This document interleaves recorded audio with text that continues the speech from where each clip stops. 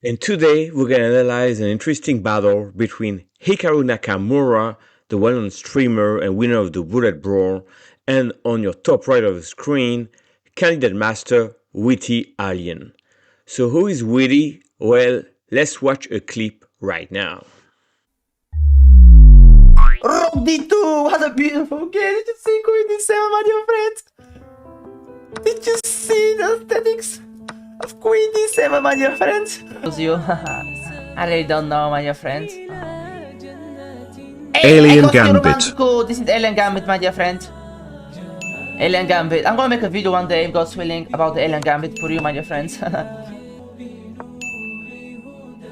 Yeah, an Amsterdam Brilliant? Wow. Congratulations, my dear friends. We're gonna checkmate him. Beautiful game for you, my friends. Alien Gambit is so strong. It's impossible to beat Alien Gambit, my dear friends. Beautiful game. So, what is the Gambit about? Actually, pretty interesting, character and game. So, in a small clip, Witty Aliens plays that, and on knight f6, he goes 9g5. Very aggressive move. Now, black plays h6, and boom, sack, and knight f3. As Witty Alien says, trying to bring the knight. So, of course, knight bd7, blocks the knight from to e5, check. And here the best move is to play e6. But instead, king e8 here and queen d3, and boom, you have some ideas of checkmate. So stuff like that. And here, you're gonna have checkmate over here or over there. So clearly beautiful stuff. But now what's interesting is Hikaru is about to play Witty Aliens in the Bullet Brawl. So now, before we play the replay of Hikaru's stream playing live against Witty Alien, let's set up the stage. There's only a few minutes left in the tournament, and eventually Hikaru Nakamura won the tournament by 266 points. Second is Daniel Naroditsky, and it scored 265 points. So after a 2 hours tournament, they only have a few minutes left. They're only separated by a couple of points. So every win matters. That's why GM Hikaru is trying to play very fast and win against Canyon Master Witty Alien. So he needs to score points and needs to win fast to get the next game. Now, let's watch the replay, then we'll analyze the bullet game. Yeah. But I'm getting a 2450, so unless Danny has a tough pairing... Yeah, like, I'm going to play this and just go for it. I would never do this normally. But yeah. Like, I'm trying to go for quick cheeses now, but this isn't good enough. I need one more game, that's the problem. I'm off by one game. If he plays bishop g4 here, I will be very unhappy. No, he doesn't. Okay, good. Let's go here. Hopefully he'll resign.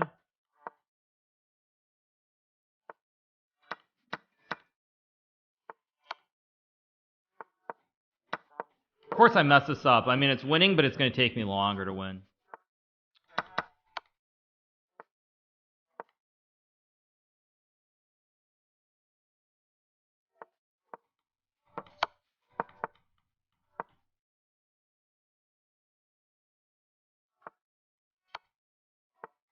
Okay, mate. Let's go again.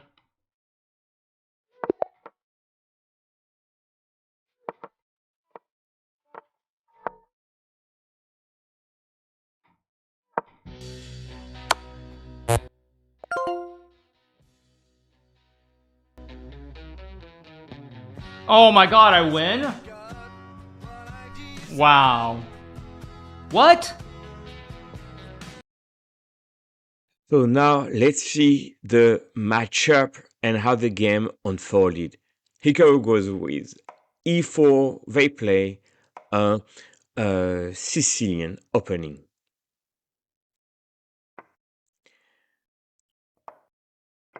And in here, Hikaru could try e5, but he goes for d4. But here, instead of capturing with the knight, he does queen d4.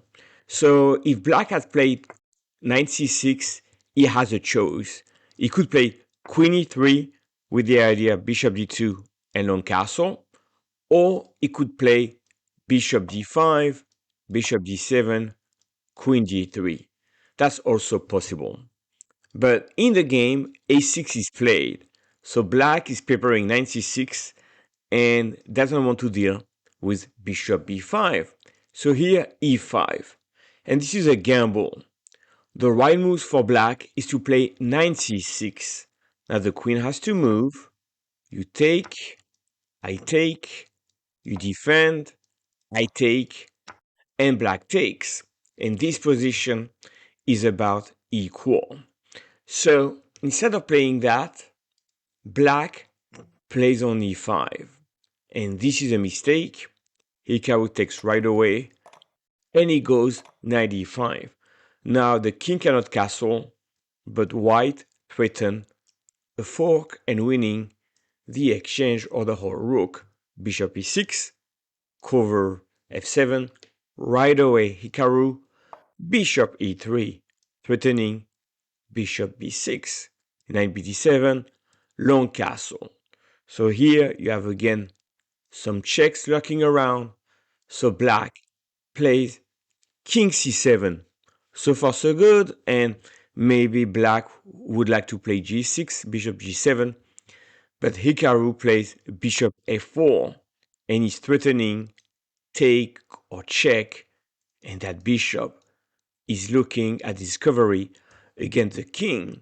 So here black takes, take, king move, bishop e2. As you can see, once again another threat. The threat is to come to f3, attacking the king and the black camp.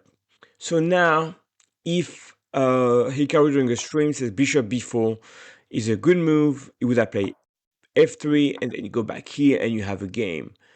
If rook c8 will be played, then the game will go on like that. Rook d4 threatening rook b4, rook c4 is the way to go, and the game goes on. But in here, knight d5 is played, and here Witty is being outwitted, no pun intended. Bishop f3, and we have that pin along the diagonal, and that knight here is doomed. So let me explain. If that king were to move somewhere, then you're gonna lose the knight. So rook d8 to defend the knight, but rook d4 is played, and we're attacking this knight 3 times. 1, 2, 3. And black is defending 3 times. So black is completely stuck here. b5, rook hg1. So now we're attacking that knight 4 times. So black is doomed. f6, bishop g3.